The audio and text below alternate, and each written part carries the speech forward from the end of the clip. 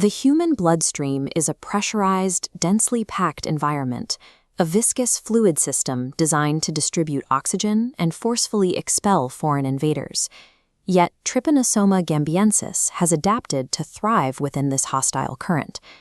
This is the parasitic protozoan responsible for African sleeping sickness, a disease that is fatal if left untreated. Trypanosoma gambiensis is a polymorphic hemoflagellate parasite. It relies on a whip-like appendage for movement and shifts its physical form as it transitions through different stages within its mammalian hosts. This micrograph reveals the pathogen in situ. These purple, sickle-shaped cells are the trypanosomes, successfully navigating the plasma and circulating alongside uniform red blood cells. The parasite's ability to survive these physical stresses and eventually migrate to the central nervous system is a direct result of its cellular architecture. To understand how this pathogen maneuvers, we must conduct a forensic breakdown of its anatomy, starting with the protective outer boundary. The organism's outer limit is the pellicle, maintaining its sickle shape with a pointed anterior and blunter posterior. Centrally positioned is the large trophonucleus, containing a nucleolus surrounded by chromatin. Scattered throughout the cytoplasm are volutin granules, serving as energy reserves. The streamlined, internally optimized structure allows the cell to withstand the constant physical pressure of the host's circulatory system. Propulsion is generated at the posterior end, housing active mechanical components. At the rear boundary sits the kinetoplast. Adjacent is the basal body, the origin point for the flagellum.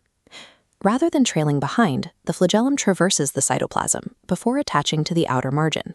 It runs the entire length, with the pellicle extending outward to form the undulating membrane. Locomotion is achieved through the lashing of the flagellum, combined with the continuous, wavy movements of this undulating membrane. This structure generates the necessary thrust and directional control to navigate the dense viscosity of blood and lymph. Because this mechanical movement is restricted to liquid environments, the parasite relies on an insect vector for transport. This is the tsetse fly. When an infected tsetse fly bites a human, the parasite is transmitted through the fly's saliva directly into the host's peripheral fluids. Once in the blood and lymph, the trypanosome begins osmotic feeding, absorbing nutrients from the host's tissue fluids directly through its body surface. Fueled by these nutrients, the parasite multiplies through longitudinal binary fission. It splits lengthwise down its central axis, creating identical clones without a sexual reproduction phase. This multiplication triggers the initial clinical symptoms, beginning with gambia fever and swelling of the cervical lymph glands. The bloodstream acts as a nutrient-rich chamber where the parasite population increases rapidly. The disease reaches its critical phase when the parasite moves beyond the peripheral circulatory system. Using its flagellar propulsion, the trypanosome breaches the barrier between the blood and the central nervous system, invading the cerebrospinal fluid. Infiltration of the fluids surrounding the brain and spinal cord leads to severe nervous disorders. This photograph documents the resulting clinical deterioration.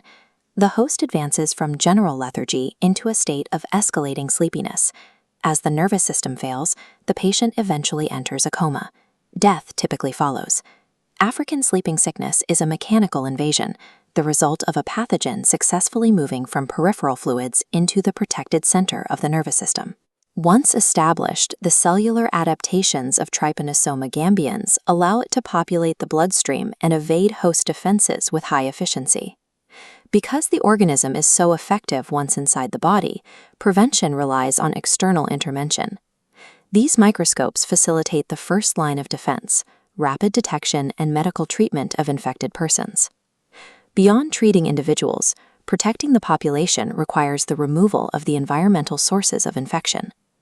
Because the parasite's life cycle requires two distinct hosts, the elimination of the tsetse fly vector prevents the pathogen from ever reaching a human subject. Trypanosoma gambiens is mechanically built to navigate and destroy from within. Victory over the disease depends on dismantling its chain of transmission before it ever breaches the human boundary.